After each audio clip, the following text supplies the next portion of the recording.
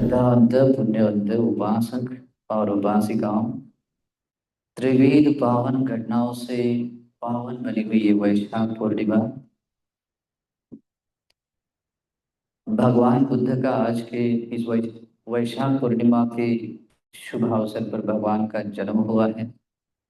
तथागत सम्यक संबुद्ध ने सम्मा संबोधि ज्ञान पाया है और इस वैशाख पूर्णिमा के शुभ अवसर पर भगवान बुद्ध ने परिनिर्वाण धातु में परिनिर्वाण महापरिनिर्वाण पाया है। तो ऐसे त्रिविध पावन घटनाएं घटित हुई हैं। तो इस वैशाख पूर्णिमा के इस मंगल उत्सव को ही मनाने के लिए हम यहाँ एकत्रित हुए हैं। तो भगवान बुद्ध जी के सम्मान में हम लोगों ने जो बहुत ही श्रद्धा से भगवान बुद्ध के लिए दिया प्रज्वलित किया है, पुष्प से आदि पूजा की है। तो बुद्ध गुणों को याद करते हुए परियति पूजा और आमिष पूजाओं के तौर पर हम भगवान का सम्मान करते हुए बुद्ध पूजा करेंगे। आप लोग भी इस बुद्ध पूजा में सम्मिलित हुए और महानवरात्र पुण्य के भागी बनिए। सभी लोग 3 बार साथ बोलिए। नमो तस् भगवतो अरहतो सम्मा संबुद्धस्स। नमो तस् भगवतो अरहतो सम्मा संबुद्धस्स। नमो तस् भगवतो अरहतो सम्मा संबुद्धस्स। साधु साधु साधु। श्रद्धांत पुण्यवंत उपासक और उपासिकाओं, हम तथागत अरहत सम्यक संबुद्ध के द्वारा उपदेश की सद्धर्म श्रवण करने के लिए यहाँ एकत्रित हुए हैं। भगवान बुद्ध के जन्म उत्सव को, सम्मा संबोधि ज्ञान के उत्सव को, अर्थात इस वैशाख पूर्णिमा के उत्सव को मनाने के लिए ही, उसको उद्देश्य करके ही ये धर्म देशना आयोजित की है। तो मैं आप लोगों को इसी वैशाख पूर्णिमा के शुभ अवसर पर जो घटनाएं घटित हुई हैं, उसी घटनाओं को मूल करते हुए कुछ आप लोगों को उपदेश दूंगा, जो उपदेश बहुत ही महत्वपूर्ण होगा। जैसे कि मैंने पहले जिक्र किया था कि भगवान बुद्ध का जन्म इसी वैशाख पूर्णिमा के दिन हुआ है। जो तथागत सम्यक संबुद्ध इस संसार में प्रादुर्भूत होते हैं बहुतों के हित के लिए, बहुतों के सुख के लिए। भगवान के जन्म का एकमात्र ही उद्देश्य होता है। भगवान के जन्म का उद्देश्य बहुतों के हित के लिए, बहुतों के सुख के लिए, और साथ में होता है साधं स व्यंजनम, यानी कि इस सभी देवता और मनुष्यों को परम अर्थ साध्य करा कर देने के लिए ही भगवान का जन्म होता है। और परिपूर्ण रूप से धर्म की देशना, यानी कि एक सर्वज्ञता ज्ञान से जो निर्वाण का मार्ग होता है, उस निर्वाण के मार्ग को बताने के लिए भगवान का जन्म होता है। और इसलिए भगवान बुद्ध संसार में जब पारमिताओं को पूरा करते हैं तो उनके पीछे भी यही एक भाव, ये करुणा, भगवान बुद्ध के जन्म का ये परम श्रेष्ठ हेतु है। जिस परम श्रेष्ठ हेतु के लिए भगवान बुद्ध बोधिसत्व काल में यही सोचते हैं। जैसे कि दीपंकर भगवान के काल में जब वे सुमेध बोधिसत्व रहते हैं वो चाहते तो थोड़े ही समय में अरहंत बन सकते थे। उनके पुण्य पारमिताएं इतनी परिपक्व थी कि अगर चाहते तो बहुत ही कम समय में, जैसे चुटकी बजाने का जितना समय होता है उतने कम समय में अरहंत बन सकते थे। ऐसे व्यक्ति को कहते हैं उद्घटित अन्यु, यानी कि भगवान के श्रीमुख से कोई वचन निकलता है, आधा ही वचन निकलता है। यानी कि जैसे कोई गाथा है तो उस गाथा को आधी गाथा ही बोलने के बाद में धर्म का अवबोध होता है। इतनी परम तीक्ष्ण जिनकी प्रज्ञा होती है। तो ऐसे प्रज्ञावान पुण्य पारमिताओं से भरे हुए व्यक्ति थे और पल भर में ही अरहंत बन सकते थे।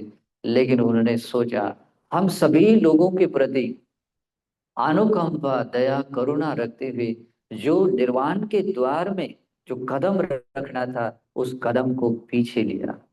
और उन्होंने सोचा, अरे ये जो अनंत संसार में जो प्राणी जन्म लेता है, बूढ़ा होता है, मरता है, इस संसार चक्र में, दुख चक्र में भ्रमण करने वाले जीव सतुओं को मैं भी ऐसे ही भव पार करने वाला बनूंगा, सारे दुखों से मुक्त कराने वाला बनूंगा। तो ये मेरे लिए कितने सौभाग्य की बात है।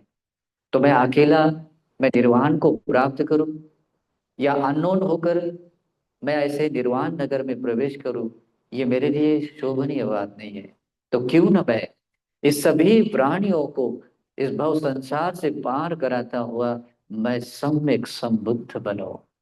देखिए भगवान बुद्ध की करुणा, एक महाबोधि सत्व रहते समय एक अरहंत बनने के द्वार पर खड़े थे, लेकिन हम लोगों के प्रति दया करते हुए, हम लोगों के प्रति अनुकंपा करते हुए वो जो उठाया हुआ कदम वो पीछे लेते हैं और मनसीकार करते हैं कि मैं भी इन दीपंकर सम्यक संबुद्ध की तरह बनूं, जो सम्यक संबुद्ध स्वयं निर्वाण प्राप्त है, स्वयं अरहंत है और दूसरों को भी निर्वाण पाने के लिए धर्म की देशना देते हैं।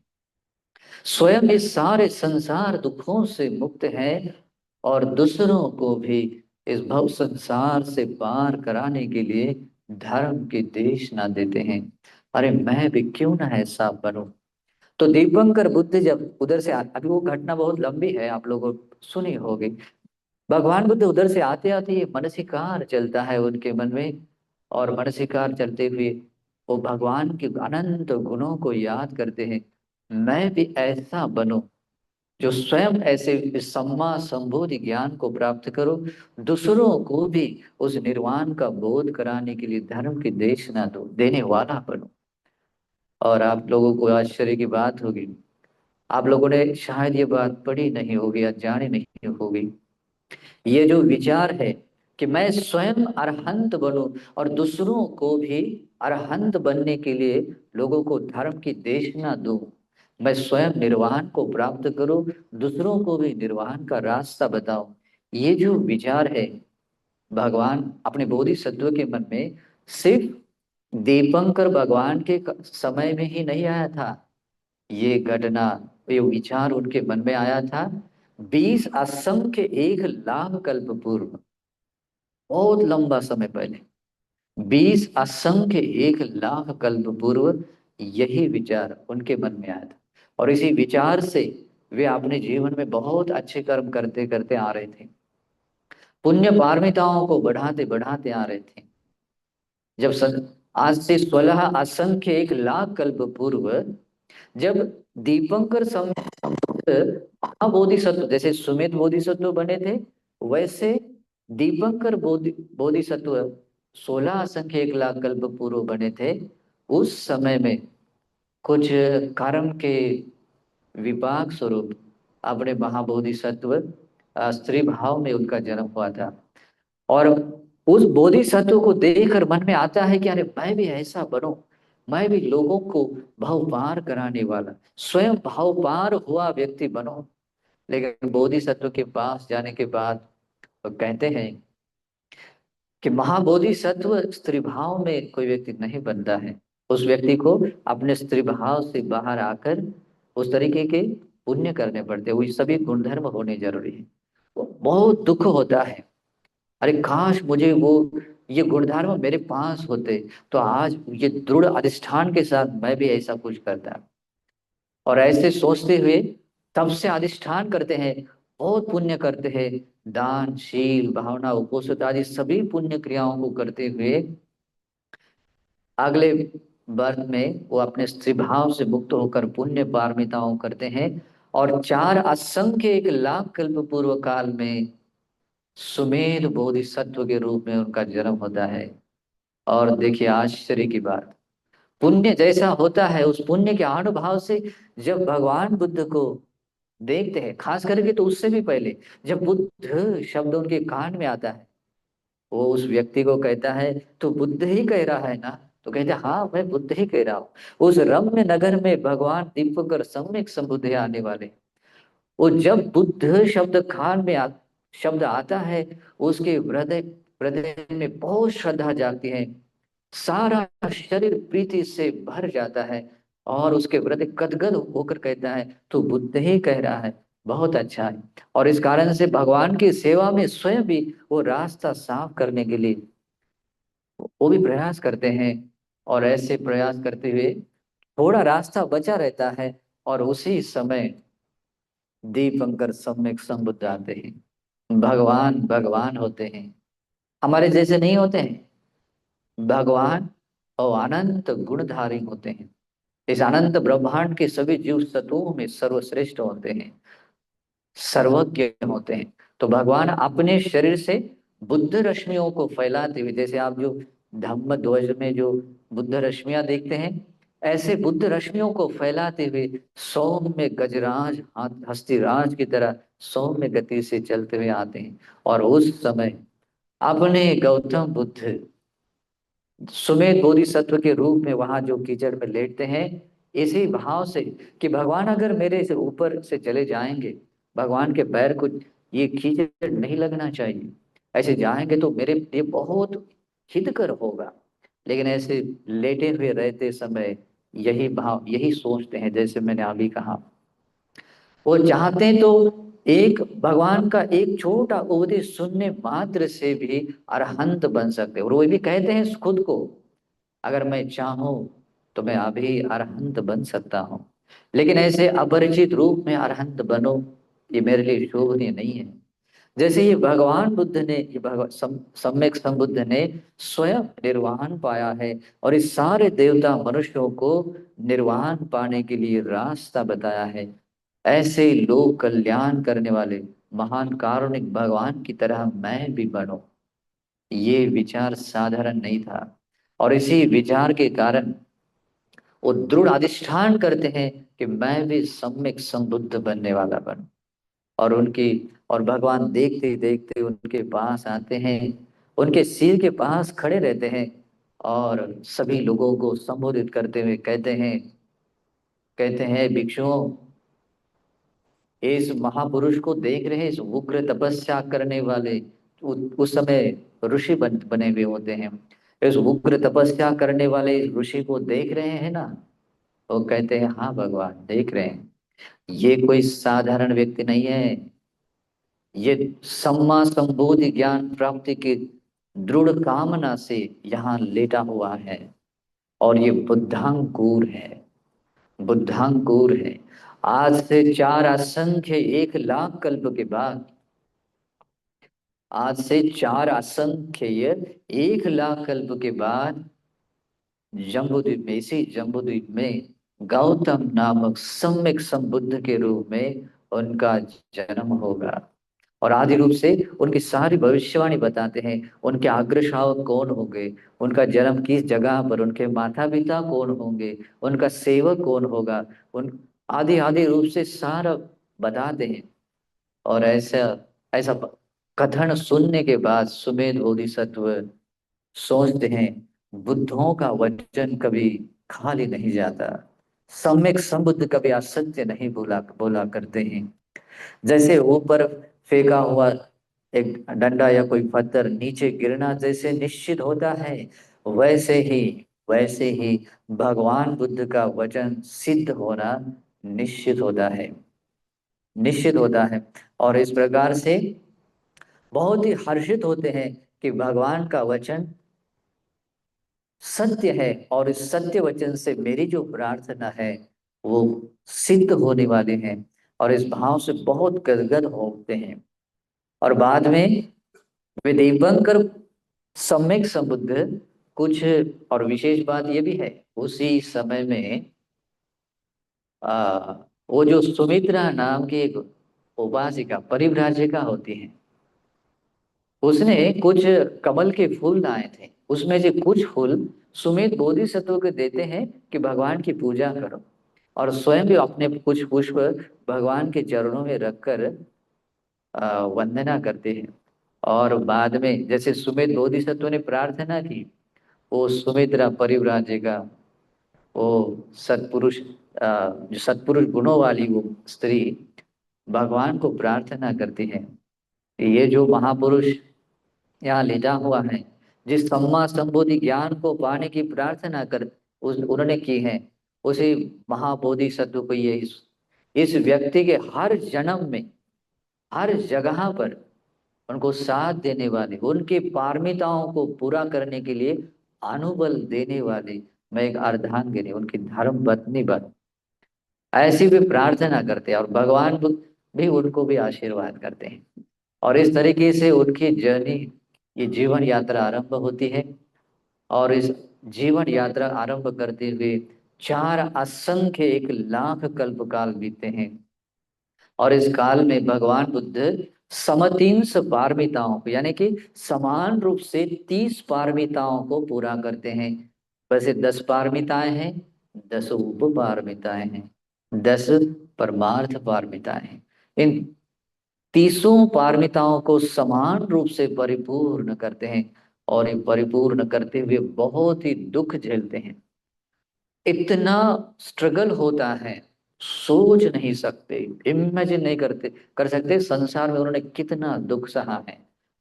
उन्होंने अपने सारे दान पारमिताओं को लेकर कहते हैं, ये बाकी वस्तुओं के धन संपत्ति के दान की तो बात ही क्या है।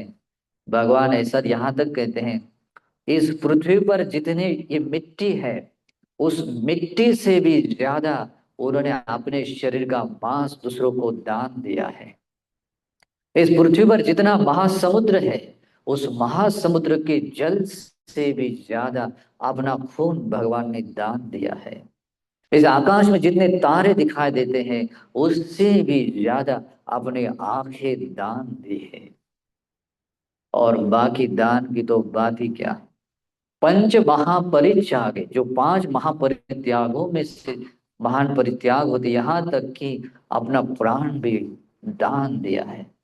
तो ऐसे बहुत दुष्कर क्रियाओं के साथ उन्होंने इन पारमिताओं को पूरा किया। उनको अपना प्राण प्रिय नहीं था ऐसा नहीं है, उनको अपने आंखें प्रिय नहीं थी ऐसा नहीं है, वो तो प्रिय किसको नहीं होती हैं। लेकिन भगवान कहते हैं अपने प्राण से भी ज्यादा, एक जन्म की बात नहीं, 2 जन्म के प्राण की बात नहीं, अनंत असंख्य जन्मों का जो प्राण है, उस प्राणों से भी ज्यादा भगवान को महाबोधिसत्व को प्रिय था सम्मा संबोधि ज्ञान पाना। और वो सम्मा संबोधि ज्ञान पाना यानी क्या था। भगवान तो पहले भी अनंत बन सकते थे, वो सम्मा संबुद्ध बनने का अर्थ होता है स्वयं अरहंत बनना, स्वयं इस संसार दुखों से मुक्त होना, और दूसरों को भी इस संसार दुखों से मुक्त करने के लिए, होने के लिए मार्ग बताना, ये गुणधर्म है। इस कारण से ही भगवान बुद्ध को महावीर कहते हैं। भगवान बुद्ध को महावीर इसी कारण से कहते हैं कि उनके जैसा वीर कोई संसार में नहीं है। और भगवान बुद्ध को और एक गुण आता है, महाकारुणिक गुण आता है। ये महाकरुणा, भगवान एक बोधिसत्व रहते समय ऐसी करुणा रखते हैं, इस सारे जीव सत्वों को भव पार कराने के लिए इतना दुख सहन करते हैं। तो ये किसके लिए था पता है? भगवान बुद्ध की, गौतम बुद्ध की अनुकंपा किस पर है? हम लोगों पर है। तो भगवान बुद्ध ने इतना जो स्ट्रगल किया, इतना दुख सहा है, किसके लिए? हम लोगों के लिए, हम लोगों के लिए ये इतना सारा दुख सहा है और इतनी लंबी जर्नी करते हुए पारमिताओं को पूरा किया है। आप लोगों को लगता है कि छोटी सी चीज है, दूसरों को दान दिया, इतने से होगा? नहीं। इन पारमिताओं की बोधिसत्व चर्याओं को देखते हैं तो ऐसे रोंगटे खड़े हो जाते हैं। और इतना दुख सहते हुए दुष्करता के साथ भगवान बुद्ध ने सभी पारमिताओं को पूरा किया। और जो जब वैशाख पूर्णिमा का समय था, तो वैशाख पूर्णिमा के समय में अपने भगवान गौतम सम्यक संबुद्ध का जन्म हुआ। वैसे तो सभी सम्यक संबुद्ध की धर्मता ही होते हैं, उनका जन्म वैशाख पूर्णिमा के दिन ही होता है। और जन्म होने से पहले ही ये बात निश्चित होती है और भगवान को भी पता होती है, क्योंकि उससे पहले हमारे भगवान रहते हैं तुषित देवलोक में संतुषित बोधिसत्व के रूप में। संतुषित यानी कौन?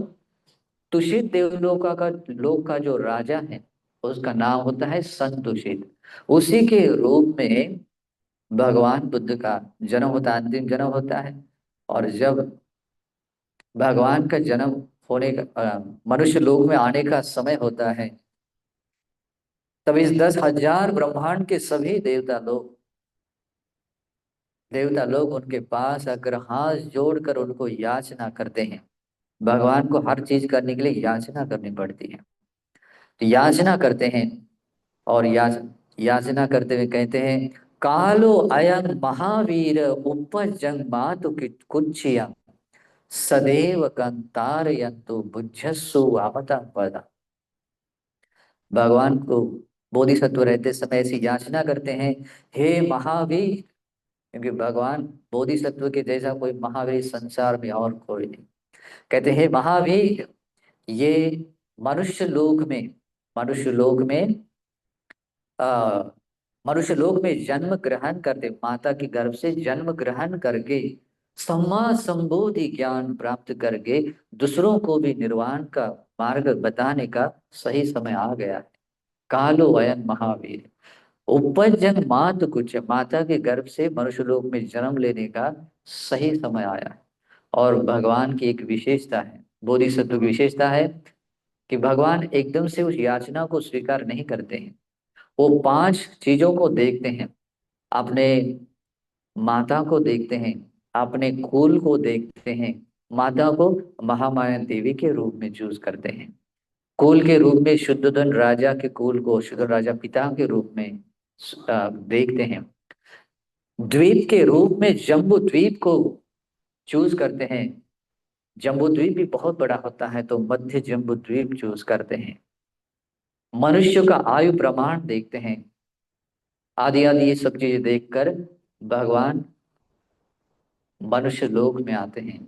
और मनुष्य लोक में जो भगवान का जन्म होता है, तो सारे देवता लोग, सारे सभी लोग, प्रकृति में भी इतने सारे शुभ लक्षण प्रकट हो जाते हैं भगवान के जन्म से। अब ये बात हम लोगों के लिए समझ में नहीं आएगी, लेकिन यही धर्मता होती है।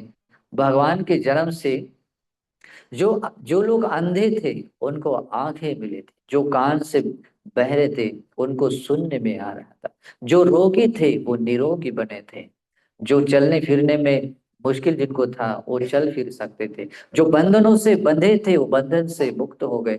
ऐसे 80 लक्षण प्रकट हुए थे। कितने? 80 लक्षण प्रकट हुए थे, साधारण बात नहीं। भगवान के खाली आने से ऐसा अद्भुत आश्चर्य होता है।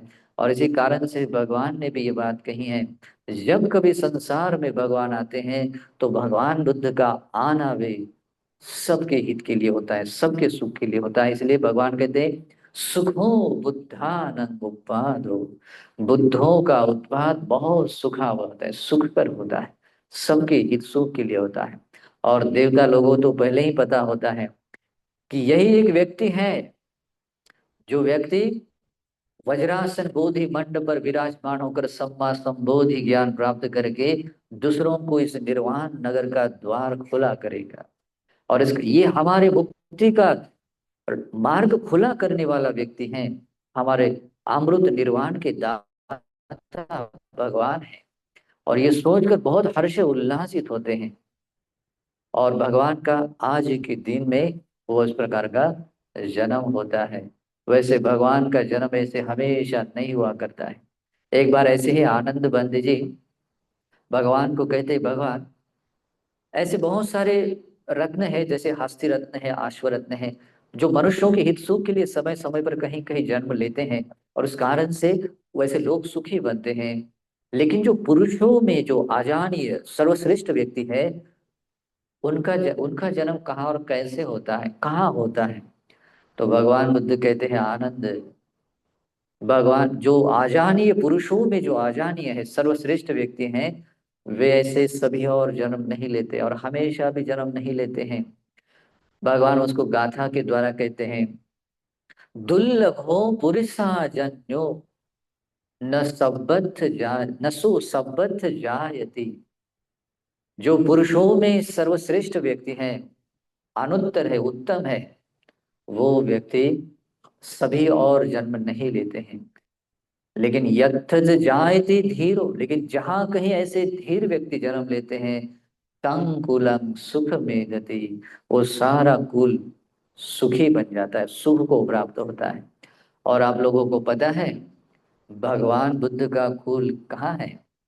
वैसे तो जन्म तो भगवान का इस कपिल वस्तु नगरी में हुआ, शुद्धोधन राजा के घर में हुआ, लेकिन भगवान का कुल होता है इस 10,000 ब्रह्मांड, ये भगवान का परिवार है। 10,000 ब्रह्मांड के सभी देवता और मनुष्य भगवान का परिवार है।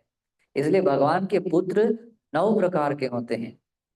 भगवान के पुत्र 9 प्रकार के होते हैं। और ये 10,000 ब्रह्मांड के सभी देवता और मनुष्य उसमें आते, उसमें भिक्खु भिक्खुनिया, उपासक उपासिका, उसमें देवता आदि सभी लोग आते हैं। ऐसे 9 प्रकार के हैं। और ये भगवान का परिवार है। तंग कुलंग सुख मेदति, भगवान के परिवार में आने वाले सभी लोगों में खुशियां फैल जाती है, सभी लोग सुखी बन जाते हैं। और भगवान ने यही बात कही है। इसी कारण से हम लोगों का सौभाग्य है, हम लोगों का पुण्य है कि आज भगवान बुद्ध के शासन के रहते हुए, भगवान के परिनिर्वाण के बाद सही, लेकिन भगवान बुद्ध के शासन के रहते हुए हमें मनुष्य का जन्म मिला है। ये मनुष्य का जीवन ऐसा ही नहीं मिला है। और ये बुद्ध शासन रहते हुए मनुष्य का जन्म मिलना इतना आसान नहीं होता है, बहुत दुर्लभ। वैसे तो नॉर्मली भी मनुष्य का जन्म बहुत कठिनाई से मिलता है। भगवान बुद्ध कहते हैं, किच्छु मनुष्य पटिलाभो दुर्लभ हो, मनुष्य पटिलाभो, बहुत ही दुर्लभ होता है। लेकिन ऐसा दुर्लभ होने के बाद भी समय समय पर मनुष्य का जीवन मिलता ही है। लेकिन बुद्ध शासन रहते समय मनुष्य का जीवन मिलना उससे भी ज्यादा कठिन होता है। लेकिन हमारा पुण्य था कि बुद्ध शासन रहते हुए मनुष्य का जीवन मिला है। और भगवान बुद्ध कहते हैं, जिस समय में बुद्ध शासन हो, जिस समय में, उस समय में अगर हमें मनुष्य का जन्म मिले, उस मनुष्य जीवन में उस भगवान का दर्शन मिले या भगवान के श्रावकों का दर्शन मिले, भगवान बुद्ध के भगवान बुद्ध के द्वारा उपदेश हुई सद्धर्म श्रवण करने के लिए मिले, और उस धर्म के अर्थ को समझने के लिए भी मिले, और उस धर्म के अर्थ के अनुसार प्रतिपादन करना मिलता है, और उसके धर्म का लाभ करना मिलता है। तो भगवान कहते हैं, इसको कहते हैं क्षण संपत्ति। ये क्षण संपत्ति, इस सभी चीजों को जब लाभ होता है, एक आदमी को मिलता है, तो उस आदमी को वो क्षण संपत्ति मिली है जो सैकड़ों कल्पों में भी नहीं मिलती है, सैकड़ों कल्पों में भी नहीं मिलती है।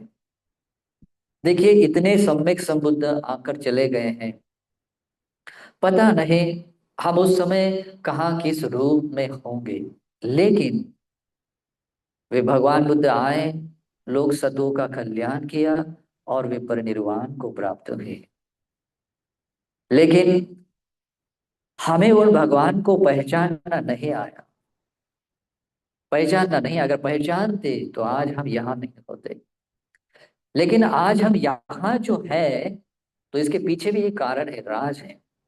हो सकता है, हो सकता है गौतम सम्यक संबुद्ध के काल में हो, या भगवान काश्यप सम्यक संबुद्ध के काल में हो, भगवान कोनागमन सम्यक संबुद्ध के काल में हो, या भगवान ककुसंद सम्यक संबुद्ध के काल में हो, या वेस्तभू सिखी विपस्सी सम्यक संबुद्ध के काल में हो, कहीं ना कहीं, कभी ना कभी हम लोगों ने कोई पुण्य किया है, और इसी कारण से आज हम यहाँ पर हैं। ये जो क्षण संपत्ति मिली है, इसी का ये प्रमाण है। अगर आप लोगों के हृदय में भगवान बुद्ध को भूल करके श्रद्धा जागृत हुई है, जागृत हो रही है, तो समझ लेना ये आप लोगों का पुण्य है, और वो पुण्य किसी न किसी भगवान के काल में आपने वो किया हुआ है। इसलिए भाई प्रसन्न होना चाहिए, इस मिले हुए शुभ क्षण को, इस क्षण संपत्ति को समझना चाहिए, और इस क्षण संपत्ति का लाभ उठाना चाहिए। ये क्षण संपत्ति अगर हाथ से एक बार गवा दी, तो भगवान बुद्ध कहते हैं वो बहुत लंबे समय तक बहुत पश्चाताप करेगा, बहुत ही पछताएगा। और ये मौका अगर हाथ से गवा दिया, तो दूसरा मौका भी वो व्यक्ति हाथ से गवा सकता है। जैसे कि भविष्य में अपने गौतम बुद्ध की तरह ही एक सम्यक संबुद्ध आने वाले हैं, उनका नाम है आर्य मैत्रेय सम्यक संबुद्ध। अगर ये अपने हाथ से मौका गवा दिए, इस बुद्ध शासन में अपने कुछ परमार्थ निर्वाण नहीं पाया, तो वो मौका भी हाथ से छूटने की संभावना अधिक होती है। इसीलिए भी ये जो आप लोगों को जो क्षण संपत्ति मिली है, इसका लाभ उठाना चाहिए, इसको गवाना नहीं चाहिए। अगर आप इसका लाभ उठाते हैं, आप अपने अपने जीवन को धन्य बनाते हैं, आप अपने इस वर्तमान जीवन को तो सुखी बनाते ही हैं, लेकिन आप संसार में जहां जहां जन्म लेंगे, जब जब जन्म लेंगे, तब तब आप अपना जीवन सुखी बनाएं, अपने निर्वाण तक की यात्रा को सुखी बना सकते हैं। ऐसा सौभाग्य आप लोगों को अभी मिला है। और इसी कारण से मैं एक बात विशेष रूप से बताना चाहूंगा। ये जो भगवान बुद्ध को भूल करके भगवान के प्रति श्रद्धा रखते हुए इस वैशाख पूर्णिमा का उत्सव को अगर आप मनाने का सौभाग्य आप लोगों को मिल रहा है, तो संसार का सबसे दुर्लभ लाभ आपको मिल रहा है, और संसार का सबसे बड़ा सौभाग्य आप पा रहे हैं कि भगवान के इस जन्म उत्सव को एक आप बहुत सारे शुभ कर्मों के साथ आप मना रहे हैं। तो ये दुर्लभ सौभाग्य आप लोगों को, हम लोगों को मिला है, इसीलिए भी प्रसन्न होना चाहिए और बहुत ही खुशी से ऐसे उत्सव को मनाना चाहिए। लेकिन ये डिपेंड आता है आप लोगों की श्रद्धा पर।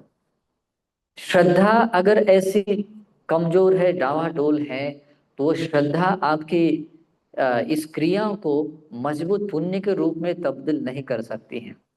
श्रद्धा ही है इस पुण्य क्रिया, जैसे अभी धर्म श्रवण कर रहे हैं, ये धर्म श्रवण के इस पुण्य को भी एक बहुत ही मजबूत वाला पुण्य बना सकते हैं, अगर आप श्रद्धा से प्रवचन सुन रहे हैं। अगर ये बुद्धवाणी श्रवण करते हुए आपके हृदय में श्रद्धा है, तो समझ लेना उस धर्म श्रवण के इस पुण्य को एक मजबूत आप एक पुण्य बीज बना रहे हैं। इसलिए भगवान कहते हैं श्रद्धा बीजम तपो उठी, यानी कि श्रद्धा क्या है, बीज के रूप में बनती है। आपके जैसा बीज अगर बनता है, जैसा बीज बोते हैं तो वैसा फल पाते हैं। तो उस पुण्य क्रियाओं को बीज के रूप में बनाने के लिए पहला कारण क्या बनता है? श्रद्धा। तो ये सभी क्रिया करते समय, जैसे बुद्ध की आपने वंदना पूजा की, अभी आप धर्म श्रवण कर रहे हैं, तो इस हर क्रियाओं के पीछे एक बात होनी चाहिए, वो है श्रद्धा। श्रद्धा है तो यही आपका ये धर्म श्रवण करना एक पुण्य बीज बनेगा। और धर्म श्रवण का पुण्य साधारण नहीं होता उपासकों, धर्म श्रवण का पुण्य साधारण नहीं होता है। बुद्ध वाणी अगर आप लोग सुन रहे हैं, तो आप लोग दुनिया की सर्वश्रेष्ठ संपत्ति कमा रहे हैं। धर्म श्रवण कर रहे हैं तो दुनिया का सर्वश्रेष्ठ पुण्य कमा रहे हैं। एक उसके बारे में भगवान क्या कहते पता है? इस सारे पृथ्वी पर जितने भी रत्न है, धन है, उसको अगर एक तरफ किया जाए, उसको एक तरफ किया जाए और वो सारा धन, वो धन किसी को दान दिया जाए, उस सारे दान वस्तुओं से मिलने वाला जितना पुण्य है, उस पुण्य से कई गुना अधिक पुण्य मिलता है अगर आप धर्म श्रवण करते हैं। तो आप जो धन कमा रहे, उतना धन तो है भी नहीं है। वो सारा पृथ्वी का छोड़िए, इधर नागपुर के शहरों में भी जितना धन, वो भी अपने एक पास के नहीं है। तो आप कितनी बड़ी संपत्ति कमा रहे, कितना बड़ा पुण्य कमा रहे हैं अगर आप बुद्ध की वाणी श्रवण करें, बुद्ध को लेकर आप कोई बात सुन रहे हैं, तो ये साधारण बात नहीं। और जिनको ये सौभाग्य मिलता है, बहुत भाग्यशाली लोग हैं, बहुत पुण्यवान लोग हैं। जिस व्यक्ति को संसार की ये दुर्लभ और महान बात करने के लिए मिलती है, कौन सी? सद्धम्म श्रवण, श्रवण करना। और भगवान ने कहा है, दुर्लभ हो सद्धम्म श्रवण, सद्धर्म श्रवण बहुत दुर्लभ है। तो ये आप लोगों को मिल रहा है, तो आप लोगों का बहुत बड़ा सौभाग्य, बहुत पुण्य कमा रहे हैं। और ये सद्धर्म श्रवण करना यानी क्या है पता है? भगवान बुद्ध ने जिस अर्थ से जो धर्म बताया है, उसी अर्थ से जो धर्म बताया जाता है, उस बुद्ध वाणी को आप जब आप श्रवण करते हैं, वो धम्म श्रवण कहलाता है। वो पुण्य भी आज के इस वैशाख पूर्णिमा को मूल करके जो ये प्रोग्राम लिया है, ये पुण्य आप कर रहे हैं। और इसी धर्म पुण्य को करते हुए आप भगवान का सम्मान कर रहे हैं। इस पुण्य क्रियाओं को करते हुए भगवान का सम्मान, भगवान की पूजा कर रहे हैं। तो इस प्रकार से आप लोग इस जन्म उत्सव को आनंद उत्सव के बनाने के लिए, आनंद देने वाले ही पुण्य कर्म आप कर रहे हैं। और पुण्य कर्म ही है जो आपके इस आनंद के, सुख के कारण है। सुखो पुण्य से उच्चयो, सारे सुखों का कारण आपके द्वारा किया गया पुण्य कर्म है। इस कारण से भगवान कहते हैं, ऐसे पुण्य कर्म बार बार करने चाहिए। पुण्य चे पुरिसो कैरा कैरा तीर्थ पुनः पुनः, ये जो आप पुण्य कर्म करते हैं तो बार बार करना चाहिए। तम भी छंदं कैराथ, वैसा पुण्य करने के लिए इच्छा भी रखनी चाहिए, जगानी चाहिए। क्यों? क्योंकि सुखो पुण्य से उच्चयो, ये आपके सुख का कारण है। तो ये सुख का कारण बनने वाला ही कर्म अभी हम बना रहे हैं। ये जो धर्म श्रवण कर रहे हैं, ये भगवान का जन्म उत्सव आप मना रहे हैं, ये आपका ये उत्सव जो मनाना है, हो सकता है आपके जन्म जन्म के दुखों को दूर करेगा। यही एक आपका ये जन्म को, जो भगवान बुद्ध का जन्म उत्सव है, जो आप मना रहे हैं, इस शुभ कर्मों के साथ आपके निर्वाण तक की यात्रा को सुखमय बना सकता है। इस कारण से भी प्रसन्न होना चाहिए कि आज हम भगवान बुद्ध के इस जन्म उत्सव को ऐसे शुभ कर्मों के साथ मना रहे हैं, है ना? ये होता है आनंद उत्सव, ये होता है उत्सव, महोत्सव है। तो इस महोत्सव को ऐसे ही शुभ कर्मों के साथ मनाना चाहिए। वैसे बौद्ध देश के जो लोग हैं या भगवान के जो भी श्रावक लोग हैं, इस उत्सव को कम से कम 7 दिनों तक मनाते हैं। देखिए, भगवान का भी जन्म हुआ तो आप लोगों को क्या लगता है कि जन्म हुआ और ऐसे ही भूल गए क्या? नहीं। जब भगवान का जन्म हुआ, देवता लोगों के हृदय में जो प्रीति थी, 7 दिन तक देवताओं ने आनंद उत्सव बनाया था।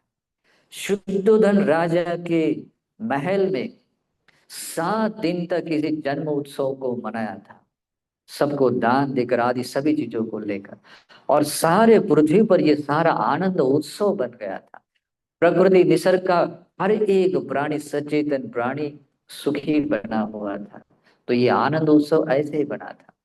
तो ऐसा आनंद उत्सव मनाने के लिए हम यहाँ आए हुए हैं। तो ये जन्म, वैशाख पूर्णिमा के इस जन्म के स्वभाव को लोग लेकर मैंने जो बात कही, ये है। अभी मैं भगवान बुद्ध के सम्मा संबोधि ज्ञान, ये जो इसी वैशाख पूर्णिमा को जो बात घटित हुई है, उस बात को लेकर कहता हूं। जब कभी संसार में तथागत सम्यक संबुद्ध सम्मा संबोधि ज्ञान को प्राप्त करते हैं और एक बुद्ध बनते हैं, तो बुद्ध के प्रादुर्भाव से ही भगवान कहते हैं, संसार में श्रोतापन्न व्यक्ति प्रादुर्भूत होते हैं, सकदागामी व्यक्ति प्रादुर्भूत होते हैं, अनागामी व्यक्ति, अरहंत व्यक्ति प्रादुर्भूत होते हैं। भगवान बुद्ध जब ऐसे बुद्ध बनते हैं, तो सबके लिए निर्वाण का द्वार खुलता है। और भगवान भी कहते हैं, भगवान भी इस तरीके से, जब आज का ही वो दिन था, वैशाख पूर्णिमा का दिन था, भगवान ने रात्रि के प्रथम प्रहर में, रात्रि की जब मार सेना का पराजय कर लिया, रात्रि के प्रथम प्रहर में उन्होंने अपने पुब्बे निवासानुसति नाम का ज्ञान प्राप्त किया। ये पहला ज्ञान था, पुब्बे निवासानु सती ज्ञान। इसका अर्थ क्या होता है? अपने पूर्व जन्मों को देखने का ज्ञान। और अपने सर्वज्ञता ज्ञान से अपने इस अनंत जन्मों को, उन्होंने पूर्व जन्मों को देखा। और इतना नहीं, इस अनंत ब्रह्मांड के हर एक प्राणियों के पूर्व जन्मों को देखने का ज्ञान भगवान ने, पहला ज्ञान पाया। लोग बोलते हैं ना, भगवान ने ध्यान प्राप्त करके बोध वृक्ष के नीचे क्या पाया? तो ये पहला ज्ञान पाया। बाद में रात्रि के मध्यम प्रहर में चतुपपाद ज्ञान पाया। चतुपपाद ज्ञान यानी कि इस अनंत ब्रह्मांड के प्राणियों को जन्म लेते हुए, मरते हुए देखने का जो ज्ञान है। देखिए ये ज्ञान, मतलब ये सर्वज्ञता ज्ञान से जो बात आती है, वो दूसरा कोई नहीं पा सकता है। तो ये दूसरा ज्ञान पाया। और जब भगवान बुद्ध रात्रि का अंतिम प्रहर चल रहा था, तो उस समय में, अभी देखिए पूर्व जन्मों को देखकर आपने इस जर्नी को देखा, उन्होंने कैसी ये जर्नी आई, यात्रा आई। चतुपपाद ज्ञान के आधार पर उन्होंने देखा कर्म के अनुसार कैसे आदमी जन्म लेता है, बूढ़ा होता है, मरता है। उनके भीतर संवेग आता है, अहो ये संसार का प्राणी जायती च जीयती च मियती च चवती च, ये जन्म लेता है, चरा जीर्ण होने की ओर जाता है, मरता है, चूत होकर फिर कर्म के अनुसार जन्म लेता है। अरे कैसे विपत्ति में पड़ा है, कैसे विपत्ति में पड़ा है, ऐसे भयावह संसार दुख से दुख में पड़ा है, संकट में आ पड़ा हुआ है। इसका क्या कारण है? ये जो जरा जीर्ण होना है, ये जो मृत्यु को प्राप्त होना है, क्यों? क्या वजह, क्या हेतु बरते हैं? भगवान की प्रज्ञा ऑलरेडी इतनी परिपक्व बन चुके थे, उनकी इंद्रिय धर्म परिपक्व बने थे। अपने प्रज्ञा चक्षु को जस्ट ऐसे फैलाते हुए उन्होंने देखा, ये जो बुढ़ापा और मृत्यु है, वो जन्म के कारण है। जन्म है इसलिए बुढ़ापा और मृत्यु है। जाति पचया जरा मरण, जन्म के हेतु प्रत्यय से ये बुढ़ापा और मृत्यु है। तो जन्म को भी देखते हैं कि जन्म क्यों है। तो देखते हैं जन्म है भाव के कारण। भव पक्षया जाति, यानी भव समुदया जाति समुदय, भव के होने से ही जन्म का होना होता है। भव के हेतु प्रत्यय से ही जन्म होता है। तो भव यानी क्या? ऐसे कर्म विभाग देने वाला, मतलब ऐसे कर्म जो विभाग देने के लिए जो सभी रेडी बने हुए हैं, है ना, तैयार हुए हैं, बने हुए हैं, वो भाव जब होता है तो जन्म होता ही है। तो विभाग जहाँ जिस लोक में जन्म दे, विभाग देने वाला कर्म बना हुआ है, भव बना हुआ है, भव है, वहां जन्म है।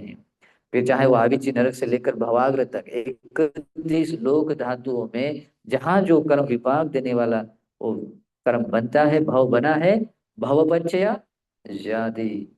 तो ऐसे देखते हुए फिर सोचते हैं ये भाव क्यों है। वो सोचते हैं ये भाव है उपादान के कारण। ये उपादान की उपादान यानी बंधन, ये उपादान क्यों है? ये तृष्णाओं के कारण। ये तृष्णा क्यों है? वेदनाओं के कारण। ये वेदना क्यों है? वो स्पर्श के कारण। ये स्पर्श क्यों है? और देखते हैं 6 इंद्रियों के होने के कारण। ये 6 इंद्रियां क्यों है? नाम रूप होने के कारण। ये नाम रूप क्यों है? देखते हैं ये नाम रूप बनता है विज्ञान बच्चया नाम रूप। ये विज्ञान, विज्ञान यानी क्या होता है? विज्ञान यानी ऐसे कर्म संस्कार, जिस कर्म संस्कारों से जो घटित हुआ चित्त है, वो विज्ञान, वो वही विज्ञान है जो नाम रूप बनने के लिए कारण बनता है। तो विज्ञान बच्चया नाम रूप, ये विज्ञान क्यों है? वो सोचते हैं अरे एक संखार बचया विज्ञान, संस्कारों के हेतु प्रत्यय से विज्ञान है। और ये संस्कार क्यों है, बाद में देखते हैं। अरे अविद्या के कारण, भगवान के पास में ये समंत चक्षु थे, जो ऐसे ज्ञान के चक्षु, जिस ज्ञान के चक्षु में कहीं भी ऐसा कोई पर्दा नहीं है, सब कुछ खुला विवृत है। जिस भगवान ने अपने प्रज्ञा से उधर नजर दी है और सब कुछ ज्ञान का अवबोध किया, ऐसे भगवान बुद्ध ने जाना। अविद्या बचया संखारा, संखार बचया विज्ञान, आदि रूप से हेतु प्रत्ययों से देखते हुए भगवान बुद्ध ने जाना, अरे संसार में ये दुख का कारण है। जो आदमी, जो संसार का प्राणी जन्म लेता है, बूढ़ा होता है, मरता है, उसकी यही वजह है। और इसको देखते हुए कहते हैं, यदा हवे पांतु भवंति धम्मा, जब कभी ऐसा धर्म प्रादुर्भूत होता है, तो भगवान बुद्ध कहते हैं, जो हेतु प्रत्ययों को जो जानने वाला जो धर्म है, जब कभी ऐसा प्रादुर्भूत धर्म होता है, तो लोगों की सारी शंका कुशंकाएं दूर होती है। अर्थस्थ कंखा वपयंती सबका, सारे जो भी शंका संदेह उत्पन्न होते हैं संसार में, ये क्यों है आदि करके लेकर, वो सब कुछ दूर हो जाते हैं, है ना। तो इस तरीके से भगवान अपने हृदय से उदाहरण वाक्य से ये सम्मा संबुद्धि ज्ञान के तीसरे ज्ञान को पाने के पहले ये उदाहरण वाक्य निकलते हैं। तो ऐसे ही तीन गाथा, तीन गाथाओं के साथ में प्रचित्य समुत्पाद को परिपूर्ण रूप से अनुलोम प्रतिलोम और दोनों ऊपर नीचे तरीके से मनसिकार को बढ़ाते हैं। और मनसिकार को बढ़ाने की जो गति है, तेज मतलब जो स्पीड है, इतनी तीक्ष्ण थी कि वो छोटे से समय में भी भगवान इस अनंत चीजों को देख सकते थे। ये भगवान की प्रज्ञा का क्षेत्र है, अचिंतनीय पाठ है। और भगवान ने अपने सम्मा संबोधि ज्ञान से वो बात पाई है। और इस प्रकार से रात्रि का अंतिम प्रहर होते समय आपने सभी आश्रयों को क्षीण करते हुए अनाश्रव बनकर अरहंत बने, सम्यक संबुद्ध बने। और वो दिन था आज वैशाख पूर्णिमा का, वो दिन था आज वैशाख, मतलब वो जो वैशाख पूर्णिमा हुई वो दिन था।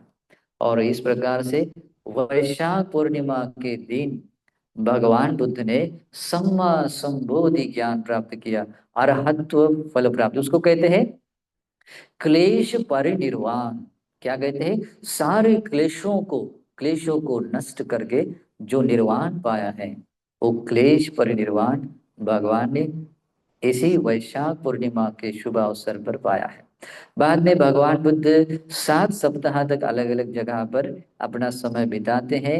और समय बिताते हुए अंतिम सप्ताह में, जो 7 सप्ताह बीतने के बाद जब अजपाल वृक्ष के नीचे रहते हैं, उस समय में अभी सही समय आया है, जिस कारण से भगवान बुद्ध ने सम्मा संबोधि ज्ञान पाया है, जिस लोक सत्वों पर अनुकंपा करने के लिए इतना सब जर्नी करके ये पाया है, वो समय आया था।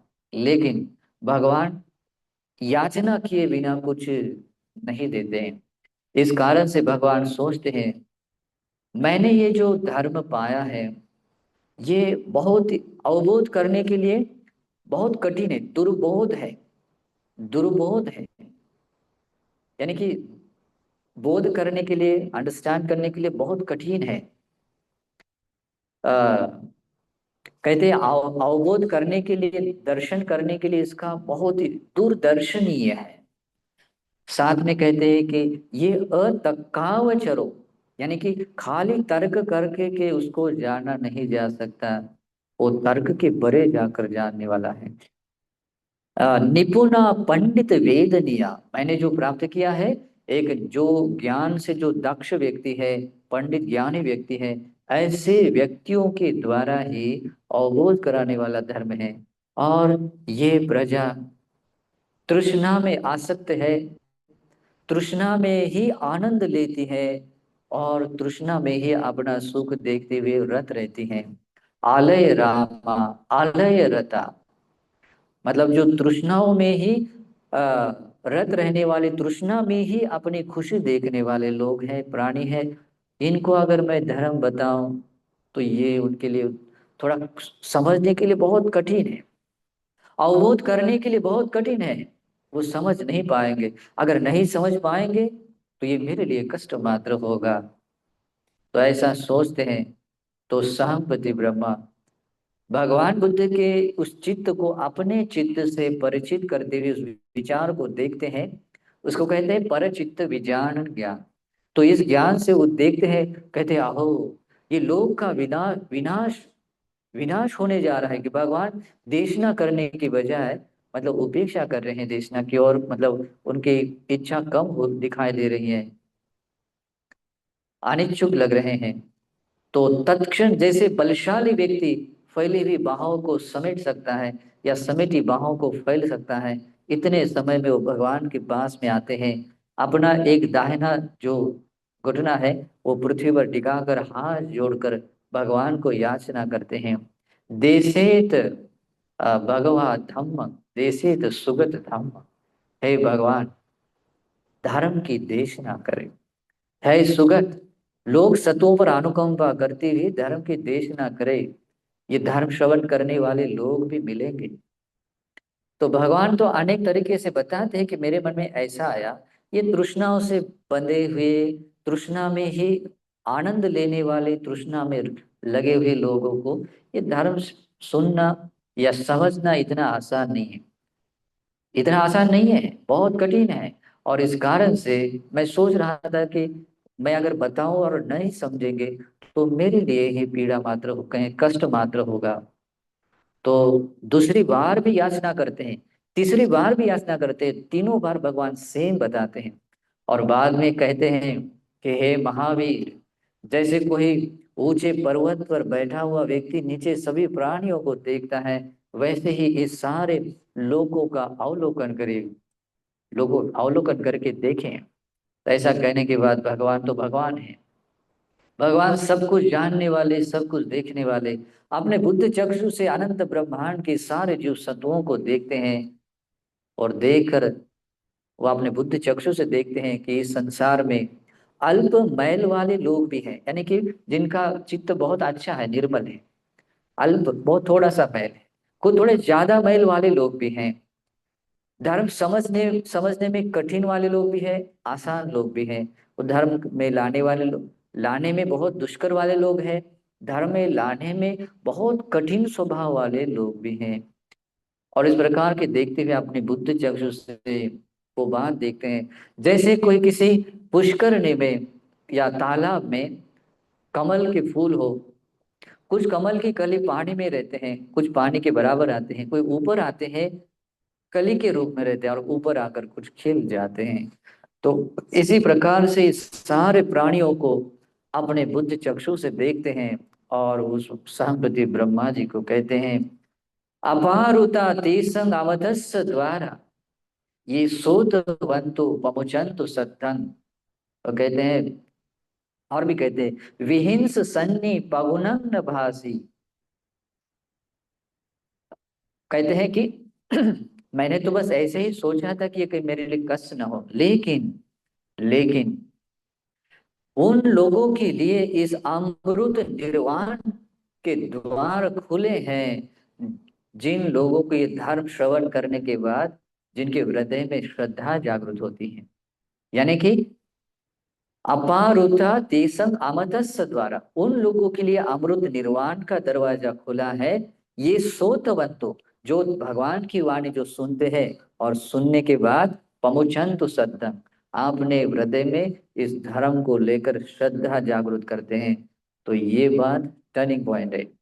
भगवान की वाणी सुनने के बाद अगर आप लोगों के हृदय में तीन रत्नों के प्रति श्रद्धा जागृत हो रही है, होती है, तो समझ लेना आप लोगों के लिए भगवान के धर्म का दरवाजा खुल गया। और उन्हीं के लिए खुला है, कहते हैं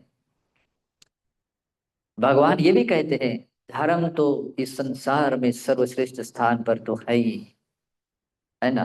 भगवान उस ब्रह्म संपत्ति को कहते हैं धर्म तो संसार में सर्वश्रेष्ठ है ही, लेकिन उन लोगों के लिए इस अमृत निर्वाण के धर्म का द्वार खुला है जिन लोगों ने धर्म श्रवण करने के बाद अपने हृदय में श्रद्धा जागृत की।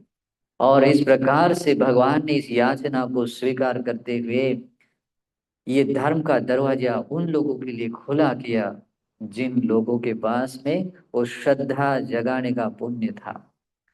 भगवान की वाणी सुनने के बाद जिनके हृदय में श्रद्धा जागृत होती हो सकती थी, उन लोगों के लिए भगवान ने वो धर्म का द्वार खुला किया। और आश्चर्य में बात है, भगवान ने जब प्रथम धर्म चक्र प्रवर्तन किया तो इस निर्वाण नगर में 18 करोड़ सत्व, 18 करोड़ लोगों को श्रोतापन्न फल का लाभ हुआ और बाकी भी लोग इस धर्म में आए। और पंचवर्गीय भिक्षुओं में से कौंडिन्य भंते प्रथम श्रोतापन्न बने। तो इस प्रकार से उन लोगों ने अमृत निर्वाण नगर में प्रवेश किया। सचमुच यही बात है, जिनके हृदय में भगवान की वाणी सुनने के बाद श्रद्धा प्रकट होती है, उनके लिए निर्वाण नगर खुल गया और खुला है। और भगवान ने ऐसा धम्म चक्र प्रवर्तन किया, आपत्तिवत्तिया समनेन वा ब्राह्मणेन वा देवेन वा मारेन वा ब्रह्मणा वा केन जीवा लोकस्मिन्। इस संसार में इस धर्म चक्र को कोई भी उल्टा घुमा नहीं सकता। चाहे वो श्रमण हो, ब्राह्मण हो, देवता हो, मार हो, ब्रह्मा हो, कोई भी क्यों न हो, कोई उसको उल्टा घुमा नहीं सकता। भगवान बुद्ध का धर्म ऐसा वज्र धर्म चक्र है और इस कारण से इसको कोई हिला नहीं सकता। और ऐसा धर्म चक्र जब प्रवर्तन हुआ, लोक का कल्याण होना शुरू हुआ। और तभी से ये श्रोतापन्न आदि लोगों का प्रादुर्भाव हुआ। और वो दिन भी ये जो घटित हुआ, वो आज के इस वैशाख पूर्णिमा के दिन सम्मा संबोधि ज्ञान पाने के कारण ही, इसी कारण भगवान कहते हैं बुद्धों के प्रादुर्भाव से, जन्म से ये सब होता है, इस कारण से बुद्धों का जन्म सुख कर है। तो ऐसी बात है। तो इस प्रकार से भगवान ने लोक कल्याण करते हुए अपने जीवन का समय बिताते बिताते 45 वर्ष बिताए। और 45 वर्ष तक लोक कल्याण का कार्य किया। इस 10,000 ब्रह्मांड अपने इस बुद्ध शासन को स्थापित किया। भगवान ने धर्म की देशना 45 वर्ष तक दी है। और इस सारे 45 वर्ष तक दी हुई देशना का स्वभाव कैसा है पता है? भगवान ने जो धर्म दिया है वो धर्म है आदि कल्याणकारी, मध्य कल्याणकारी, पर्युषान कल्याणकारी। यानी कि आरंभ में भी कल्याणकारी है, मध्य में भी कल्याणकारी, अंत में भी कल्याणकारी। साधं स व्यंजन, निर्वाणिक अर्थ देने वाले भगवान की देशना है। स व्यंजन यानी कि सर्वज्ञता ज्ञान से परिपूर्ण रूप से विस्तार के साथ बताई हुई देशना है। इसी कारण से भगवान के धर्म में एक स्वभाव आता है, स्वाख्यातो भगवता धम्मो सार्थं स व्यंजन केवल परिपूर्ण ब्रह्मचर्य प्रकाशित। भगवान ने धर्म की देशना कैसे प्रकाशित की है? एकांततः परिपूर्ण एवं परिशुद्ध। ये परिपूर्ण क्यों है? क्योंकि सर्वज्ञता ज्ञान से भगवान ने देशना दी है। स्वयं वो सम्मा संबोधि ज्ञान पाया, निर्वाण पाया, दूसरों को भी वो निर्वाण पाने के लिए मार्ग बताया। इस कारण से एकांततः परिपूर्ण एवं परिशुद्ध परिशुद्ध धर्म की देशना दी है। ओके, तो ऐसी धर्म की देशना देते हुए कितने साल बिताए? 45 साल बिताए। और 45 साल बिताते बिताते समय जब भगवान की उम्र की 80 साल हुए, और यही वैशाख पूर्णिमा का दिन था, यही वैशाख पूर्णिमा का दिन था, तब भगवान बुद्ध कुशीनगर के शाल वन में उपवतन उद्यान में भगवान थे। वो दिन वो यही था, वैशाख पूर्णिमा का। तो आज मैं ये बात भी आप लोगों को बताता हूँ। उस समय में इस 10,000 ब्रह्मांड के सभी देवता लोग सोचते थे कि जिन भगवान ने हमें ये संसार का दर्शन कराया, सत्य का दर्शन कराया, वे दर्शन कराने वाले, सत्य बताने वाले भगवान हमें छोड़कर जा रहे हैं। अभी फिर से भगवान का दर्शन नहीं होगा, तो क्यों ना हम भगवान के दर्शन करने चले जाएं। तो ऐसे भगवान के दर्शन हेतु ये सारे लोग इकट्ठा हुए थे। जब मनुष्यों को भी ये बात पता चली, तो लाखों लोग, लाखों संख्या के लोग भगवान के दर्शन हेतु आ रहे थे। और ऐसे दर्शन हेतु आ रहे थे भगवान, वो दो शाल वृक्षों के बीच में एक शयनासन पर लेटे हुए थे। और उस समय जब लेटे थे, आश्चर्य बात थी कि मनुष्य अपने अपने श्रद्धा से भगवान की पुष्पों से पूजा कर रहे थे, लेकिन ये प्रकृति, ये निसर्ग भी अकाल में उस दोनों शाल वृक्षों को फूल आए, फूल से लद गया वो पूरा शाल वृक्ष। उस समय फूल आने का समय नहीं था, लेकिन अकाल में ही दोनों शाल वृक्ष फूलों से लद जाते हैं और अनायास रूप से अपने आप भगवान पर वो वर्षा कर रहे थे। वो भगवान की पूजा कर, देखिए प्रकृति भी भगवान का सम्मान करती है। भगवान के तो परिनिर्वाण की अंतिम ये तो थी ही, लेकिन भगवान जब संसार में आते तब भी ये प्रकृति भगवान को सम्मान में कमल पुष्प उत्पन्न करती है। वो भगवान की पूजा है। उस समय देवता लोग भी अपने दिव्य मंदार पुष्पों से भगवान पर वर्षाव कर रहे थे, ऐसी पूजा हो रही थी। और उस समय में भगवान बुद्ध आनंद बनते को कहते हैं, आनंद देख रहे हो ना, ये जो मनुष्य भी अपने अपने श्रद्धा से पूजा पुष्प पूजा कर रहे हैं, ये अचेतन पृथ्वी और ये जो प्रकृति अचेतन ये वृक्ष है, वो भी अकाल में पुष्पित हुए और भगवान के सम्मान में वर्षा कर रहे हैं। देवता लोग भी अपने दिव्य पुष्पों से वर्षा कर रहे हैं। ये जो पूजा है अद्वितीय है। इस पूजा के समान इस संसार में किसी की पूजा नहीं होती है।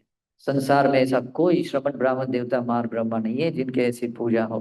भगवान बुद्ध ही एक ऐसे तथागत ऐसे है जो ऐसी पूजा उनकी होती है, अद्वितीय है। ऐसी परम श्रेष्ठ पूजा होने के बाद भी भगवान कहते हैं मुझे ऐसी पूजा ज्यादा प्रिय नहीं है।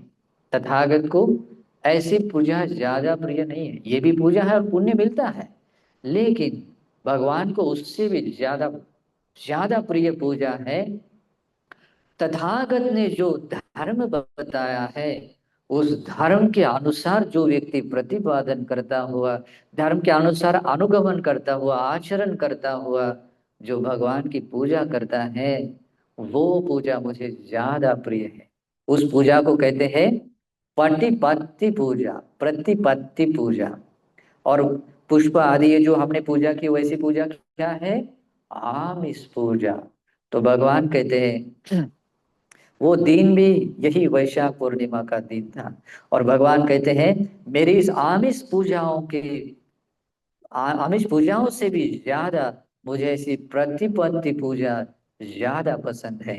तो ये संदेश भी भगवान ने आज के दिन दिया था, और इसी संदेश को मूल करके भगवान के श्रावकों ने और आमिष पूजाओं से भगवान का सम्मान तो किया ही है, लेकिन प्रतिपत्ति पूजा भगवान बुद्ध ने बताए हुए धर्म के अनुसार अनुगमन करते हुए भी और भगवान की पूजा की। इस कारण से बौद्ध लोग इस वैशाख पूर्णिमा के दिन क्या करते हैं? आर्य उपोषण शील ग्रहण करते हैं, दान देते हैं। श्रीलंका में तो 7 दिनों तक जैसे इधर जैसे लंगर चलता है, वैसे दान के उत्सव चलते हैं। दानशाला बनाकर लोगों को दान देते हैं, भोजन वस्त्र जो भी चीज देने योग्य जो चीजें हैं वो देते रहते हैं। देखिए और उसके पीछे एक ही भाव रहता है, इसमें भगवान का सम्मान। दान एक पुण्य क्रिया है, धर्म है। जो धर्म तथागत ने बताया कि दान देना चाहिए, दान एक धर्म है। और ये धर्म साधारण नहीं है, बहुत बड़ा धर्म है। और ये धर्म, दान आदि धर्म, ये केवल भगवान बुद्ध जैसे महापुरुष लोग ही बताते हैं, प्रज्ञप्त करते हैं। इसलिए भगवान कहते हैं दान भिक्खवे सत्पुरुष पन्यतम, यानी कि भगवान बुद्ध जैसे अरहंत जैसे सत्पुरुष लोग ही दान की देश प्रज्ञा बताते हैं, प्रकट करते हैं। तो इस प्रकार से दान देते हैं, उपोषण पालन करते हैं, ध्यान भावना करते हैं, शमत भावना विपස්සना भावना का अभ्यास करते हैं, धर्म श्रवण करते हैं, सेवा आदि कार्य करते हैं। यार सारे धर्म क्रियाओं के साथ, पुण्य क्रियाओं के साथ ये वैशाख पूर्णिमा का आनंद उत्सव मनाते हैं। तो आप लोगों ने भी इस प्रकार से किया होगा। है ना। तो ये प्रतिपत्ति पूजा है, और ये संदेश भी आज के दिन ही भगवान ने दिया था। अभी उसी समय एक घटना घटित हुई, जो वैशाख पूर्णिमा के दिन ही थी, घटित हुई थी। वो समय भगवान के दर्शन का था। उस समय में एक सुभद्र नाम का परिव्राजक, वो बहुत सारी शंकाओं के साथ बहुत सारे लोगों के पास जाता है, शंका का समाधान नहीं होता है। उस समय अलग अलग आचार्य लोग रहते थे, समाधान नहीं हुआ। लेकिन सुनने में आया कि भगवान आज ही परिनिर्वाण को प्राप्त होने वाले हैं, और मुझे विश्वास है कि भगवान जरूर मेरे प्रश्न का समाधान, उत्तर देंगे, समस्या का समाधान देंगे। और भगवान के पास आता है, और आनंद बंदे के पास जाकर कहता है, मुझे भगवान को प्रश्न पूछने की अनुमति दे। भगवान, वो आनंद कह रहे, तुझे पता नहीं अभी भगवान का परिनिर्वाण हो रहा है? तो इतना समय कहाँ था जब भगवान जब थे तब? अभी परिनिर्वाण का समय है, और उस समय आया है। नहीं नहीं, अभी समय नहीं है, अभी रुक दो, अभी जाने का वंदन करें तो करो, नहीं तो आगे जाओ। ठीक है, 3 बार कहता है। और भगवान तो भगवान है, महाकारुणिक है, अनंत ब्रह्मांड के सारे प्राणियों के प्रति बहुत करुणा करने वाले। ऐसे डिफिकल्ट सिचुएशन में, ऐसी स्थिति में भी भगवान के हृदय में बहुत करुणा जागती है। जिस धर्म देश न करने के लिए, निर्वाण का रास्ता बताने के लिए भगवान ने इतना इतना स्ट्रगल किया था, मेहनत की थी, और कोई व्यक्ति मेरे पास आ रहा है, उसको रोका जा रहा है, बहुत करुणा जाती है। और करुणा से गदगद होकर भगवान उसको कहते, आनंद, उसको आने दो, उसको आने दो, वो मुझे तकलीफ नहीं देगा। तो ये बात देखकर आनंद बंदे कहते हैं, हे सुभद्र, तुझे महालाभ है कि भगवान तुझे बुला रहे हैं, भगवान बुला रहे हैं। सोचिए उपासको, भगवान जब जीवमान रहते हैं, और उस समय अगर भगवान के श्रीमुख से अगर हमारा नाम निकलता है ना, और भगवान अगर हमें संबोधित करते हैं, तो उससे बढ़कर कुछ बात हो सकती है? उससे बढ़कर कोई और लाभ है ही नहीं है। और वैसा लाभ उस सुभद्र को है। आनंद बनते कहते हैं, तुझे सुलाभ है, लाभों में बहुत अच्छा लाभ है, भगवान तुझे बुला रहे हैं। तो बहुत ही श्रद्धा गौरव भाव से जाता है। अभी उसको पता नहीं था कि मैं पहले क्या बताऊं, लेकिन बहुत सालों से ढूंढ रहा था निर्वाण को। जिन जिन लोगों ने कहा था कि मैं अरहंत हूँ, सर्वज्ञ हूँ, उन हर एक व्यक्ति के पास गया था, लेकिन वो निराश ही हुआ, क्योंकि बाहर के कोई व्यक्ति अरहंत नहीं होता है। तो पहला पूछता है भगवान, ये जो सभी लोग कहते कर रहे थे कि अरहंत सर्वज्ञ, क्या सचमुच वे अरहंत है, या अरहंत मार्ग पर है? तो भगवान कहते हैं, सुभद्र, वे अरहंत है या नहीं है, वे एक बाजू में रखो। मैं एक स्वतंत्र रूप से मैं तुझे एक मार्ग बताता हूं। जिस धर्म में आर्याष्टांगिक मार्ग नहीं है, जिस धर्म में आर्याष्टांगिक मार्ग नहीं है, उस धर्म में प्रथम श्रवण नहीं है, द्वितीय श्रवण नहीं है, तृतीय श्रवण नहीं है, चतुर्थ श्रवण नहीं, यानी श्रोतापन्न सकदागामी अनागामी अरहंत लोग नहीं है। और भगवान कहते हैं, मेरे धर्म के अलावा इस बाहर किसी भी धर्म में आर्य अष्टांगिक मार्ग नहीं है। मेरे धर्म में ही आर्य अष्टांगिक मार्ग है। इसी कारण से मेरे धर्म में ही ये चारों श्रवण मिलते हैं। और ऐसे बताने के बाद वो मार्ग बताते हैं, सम्यक दृष्टि, सम्यक संकल्प, सम्यक वाचा, सम्यक कर्मांत, सम्यक आजीविका, सम्यक व्यायाम, सम्यक स्मृति, सम्यक समाधि। उस सुभद्र परिव्राज्य की पुण्य पारमिता ऐसी परिपक्व बनी थी। देखिए उपासकों, जिस व्यक्ति को भगवान का दर्शन पाने का सौभाग्य मिला, अपने आंखों से देखने का सौभाग्य मिला, भगवान के श्रीमुख से सुनने के शब्द सुनने का सौभाग्य मिला, वो साधारण नहीं होता है। वो भले ही भगवान का अंतिम अंतिम भगवान तक पहुंचने वाला वो, लेकिन वो बहुत भाग्यशाली था। भगवान से उसकी प्रज्ञा, श्रद्धा आदि इंद्रिय परिपक्व हुई थी, और वो भगवान की वाणी सुनता है, और बाजू में ही बैठता है, बाजू में बैठता है, ध्यान के लिए बैठता है, उस शील समाधि प्रज्ञा को अपने में बढ़ाता हुआ, भगवान का परिनिर्वाण होने से पहले ही उस भगवान ने बताए हुए धर्म के अनुसार अनुगमन करता हुआ, प्रतिपादन भावित करता हुआ अरहंत बन जाता है। भगवान का सही माने में सम्मान करने वाला वो भिक्षु बना था। ओके। और इस प्रकार से वो अंतिम अरहंत बने। और इस प्रकार से भगवान का जो अंतिम अरहंत बना, वो भगवान ने परिनिर्वाण के अंतिम समय में भी लोक कल्याण के लिए ऐसी बुद्धवाणी बताई। क्या करुणा थी भगवान की, बहुत करुणा थी। और ऐसे महाकारुणिक भगवान के रहते समय पता नहीं हम कहाँ लोग थे, है ना। जब भगवान हर दिन, एक दिन भी नहीं गया, भगवान हर दिन सुबह के समय में, सुबह के प्रातः एक ध्यान समापत्ति लगाते थे, उसको बोलते हैं महाकरुणा ध्यान समापत्ति। अपने बुद्ध चक्षु से अनंत ब्रह्मांड के सारे प्राणियों को देखते थे। आज कौन व्यक्ति है जिस पर मैं दया करूं, जिसको मैं ये धर्म बताऊं। तो जिसका पुण्य होता था वो घने अंधकार में भी दिए दिया जलाने जैसे वो नजर आता था, वो बुद्ध चक्षु में नजर आ पड़ता था। लेकिन जिसका पुण्य नहीं हो, अंधेरे में जैसे कोई तीर चला जाता है, गुम हो जाता है, वैसे ही वो पुण्य अगर हमारे पास नहीं होता, शायद भगवान की दृष्टि हम पर नहीं आई हो। लेकिन कुछ तो भी आई होगी, इसी कारण से आज हम यहाँ पर हैं। भगवान की ही वो करुणा, या भगवान का ही श्रावक की ही वो करुणा होगी, जिस करुणा दया के कारण आज बुद्ध शासन रहते हुए आज हम यहाँ आए, है ना। उस महाकारुणिक भगवान के महाकरुणा ध्यान समापत्ति में भी हम उस समय चाहे इधर मतलब उतने सक्षम नहीं थे जितनी करुणा हम भगवान की पा सके। लेकिन थोड़ी भी क्यों ना हो, उस करुणा के कारण ही आज हम यहाँ हैं।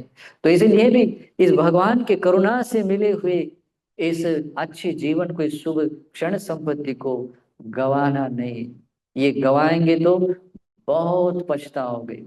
और इस तरीके से भगवान ने अपने जीवन का पूरा कार्यकाल लोक कल्याण के लिए बिताते हुए अंतिम बार भगवान ने कहा, भगवान कहते हैं भिक्षु, मैं आप लोगों को अंतिम बार एक वचन कह रहा हूं, संबोधित कर रहा हूं, अंतिम बार संबोधित कर रहा हूं। अंधदानी भिक्खवे आमंत्रयामि। मैं आप तुम लोगों को अंतिम बार संबोधित करते बात कह रहा हूं। वय धम्मा संखारा अपमादेन संपादित है। ये सारे संस्कार, सारे संस्कार कैसे, धर्म कैसे है, वह नष्ट होने के स्वभाव के। ये जो हमारा जीवन है, ये भी धर्म स्वभाव कैसा है, वह नष्ट होने के स्वभाव का है। इस कारण से भी अपमादेन संपादित है। अप्रमाद पूर्वक धर्म को धारण करो, अप्रमाद पूर्वक धर्म के अनुसार आचरण करो। ऐसी वाणी भगवान अंतिम वाणी बोलते, इसी वाणी को भगवान की अंतिम वाणी बोलते हैं, पश्चिमा वाचा। ओके, अंतिम वाणी है। और भगवान भगवान बाद में अपनी आंखें बंद कर देते हैं, ध्यान की पहली स्थिति में जाते हैं। पहली स्थितियों से लेकर द्वितीय तृतीय चतुर्थ आदि संज्ञा वेदित निरोध ध्यान समापत्ति, जो अरहंत लोग ध्यान करते हैं उस निर्वाण ध्यान को स्थित होते हैं। फिर वहां से प्रथम ध्यान में आते हैं, प्रथम ध्यान से लेकर चतुर्थ ध्यान में आते हैं। और हर समय में भगवान के बारे में पूछा जाता था, क्या अभी भगवान परिनिर्वाण को प्राप्त हुए। उस समय वो देखने की क्षमता रखने वाले अकेले एक व्यक्ति थे, उनका नाम था अरहंत अनिरुद्ध भंते। उन्हीं को पूछा जाता था, भंते भगवान परिनिर्वाण को प्राप्त हुए, नहीं अभी नहीं, अभी प्रथम ध्यान में है, अभी द्वितीय ध्यान में, अभी इस ध्यान में है। और ऐसे कहते हुए बता देते। सभी लोग हाथ जोड़े हुए, सारे अनंत ब्रह्मांड के सभी देवता लोग क्षुब्ध एकदम शांत श्रद्धा विभोर होकर, भाव विभोर होकर, भगवान हमारे आंखों से ओझल होने वाले हैं, छोड़कर जाने वाले हैं, आदि रूप से भाव श्रद्धा जगाते हुए हाथ जोड़े हुए परिनिर्वाण की वो प्रतीक्षा कर रहे थे। और उस समय में एक ही सबके लिए आशा थी, अनिरुद्ध बनते। और उनको पूछा जाता था कि बनते अभी भगवान परिनिर्वाण को प्राप्त हुए क्या। तो उस समय बताया जाता था नहीं नहीं अभी नहीं हुए। तो जब ऐसे बताते जब चतुर्थ ध्यान में आकर भगवान बुद्ध ने परिनिर्वाण धातु में अपना जो प्राण वायु है, जो परिनिर्वाण को प्राप्त हुए। और जब ऐसा हुआ, तो तो ये अनंत 10,000 ब्रह्मांड थर्राता हुआ कांपा, कंपित हुआ, धरणी कंपित हुई, और भगवान के शरीर से ऐसी रोशनी निकली। ये जैसे ये सूरज एक ब्रह्मांड को आलोकित करता है, ऐसे अनंत ब्रह्मांड को भगवान के शरीर से निकले हुए प्रकाश से ये तेजोमान प्रकाशमान हुआ। और इस प्रकार के बहुत सारे लक्षण प्रकट हुए।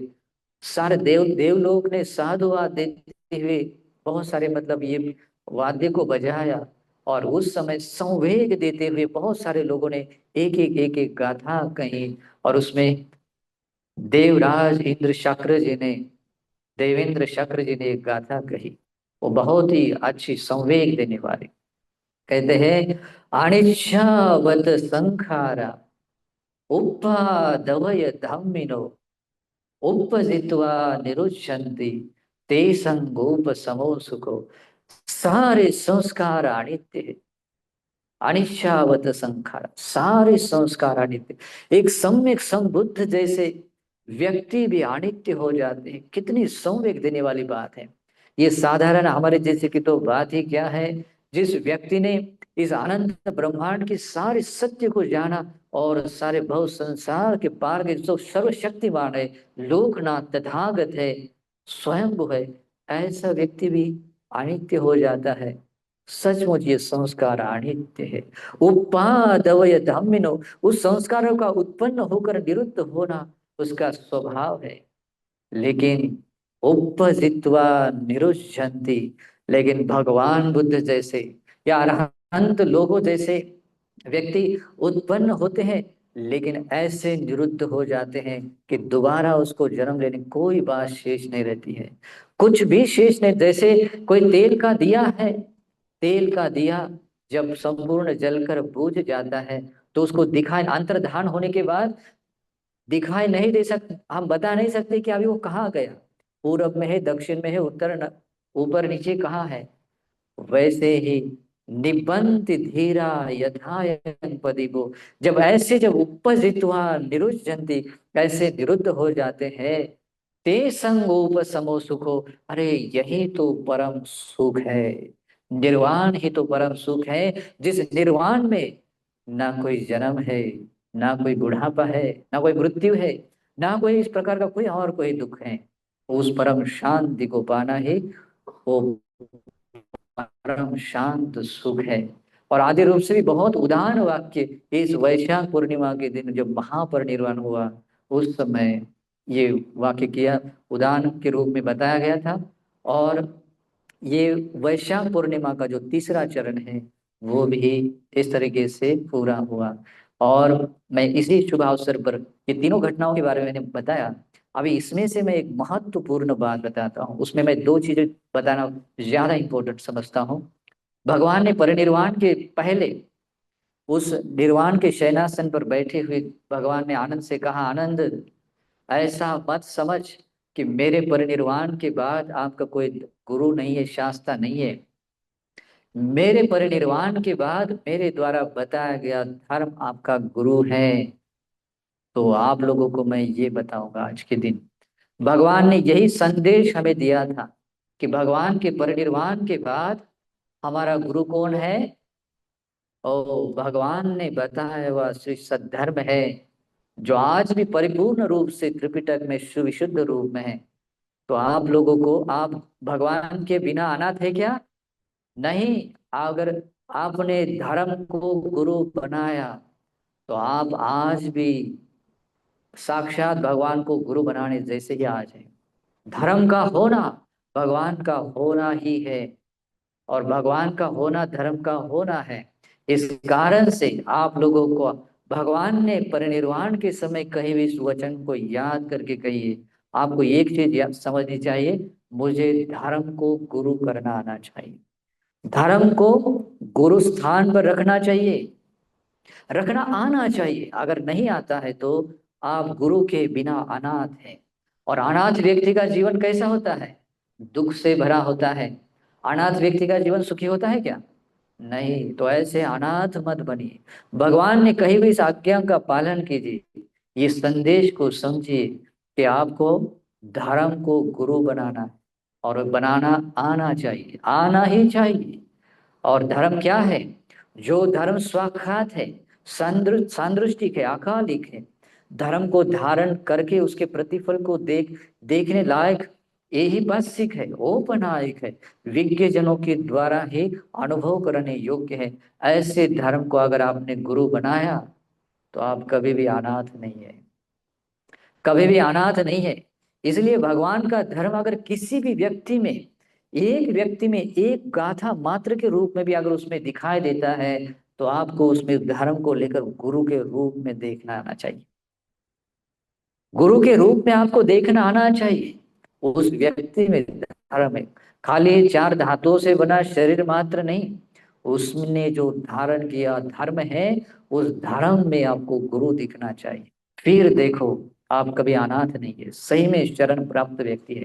ये संदेश आपके लिए मैं तीव्र रूप से बताना चाहूंगा, ये आप कर लीजिए, ये साध्य कर लीजिए, गुरु का आश्रय पा लीजिए। फिर सेकंड वाली बात बताना चाहूंगा, भगवान ने परिनिर्वाण के समय कहा था, वय धम्मा संखारा अपमादेन संपादित। यहाँ सब कुछ नष्ट होने के स्वभाव वाला है, इसलिए अप्रमाद पूर्वक धर्म का जीवन जिए। ये भगवान की अंतिम वाणी, अंतिम आज्ञा है। इस आज्ञा को छोटा मत समझ लीजिए, इसको इग्नोर मत कीजिए, ये भगवान की आज्ञा है। ऐसा सौभाग्य सबको नहीं मिलता है। भगवान बुद्ध की आज्ञा का पालन करना सबको नहीं मिलता है। इस अनंत संसार में किसी बहुत कम लोगों को मिलता है, और ये बार बार भी नहीं मिलता है।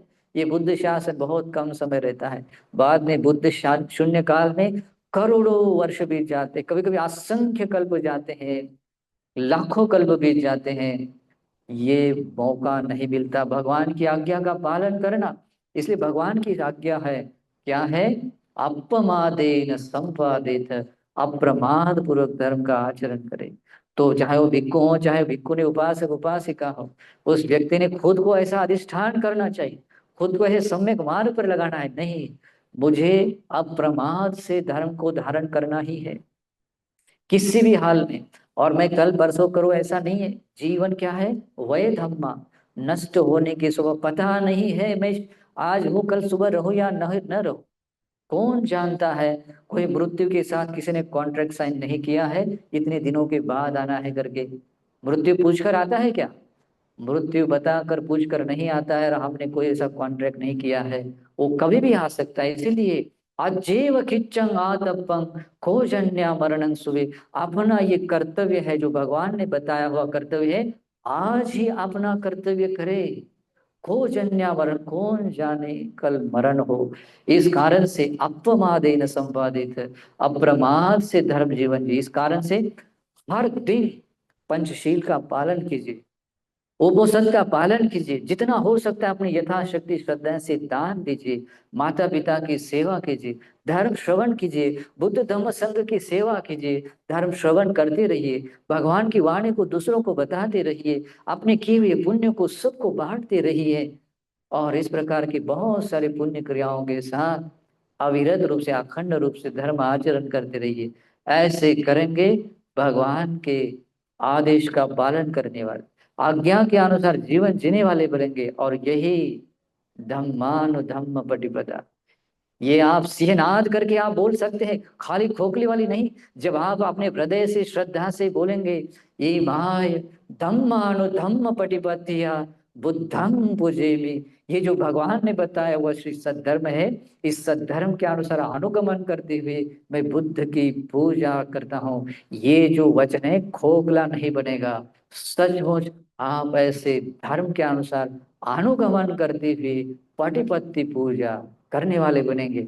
और ये पूजा साधारण नहीं है, ये पूजा आपके इस वर्तमान जीवन को तो सुखी बना ही सकती है, या अपना देह छोड़ने के बाद भी आपका जीवन सुखमय बना सकती है, यहाँ तक कि आपके निर्वाण तक की अंतिम जीवन तक आपकी यात्रा को सुखमय बना सकती है। तो ऐसा सौभाग्य हम लोगों को मिला, ऐसे पूजा करने का सौभाग्य मिला। तो आज की इस वैशाख पूर्णिमा के शुभ अवसर पर मैंने जो दिया हुआ संदेश है, इसको समझिए और अपना मंगल साध लीजिए। ये मंगल साध्य करने का मौका बहुत सदियों के बाद मिला, बहुत कल्पों के बाद मिला, ऐसे उसे ऐसे ही मत खोइए। तो ये संदेश आप लोगों के लिए आज के शुभ अवसर पर है, और मैं मंगल कामना करता हूँ।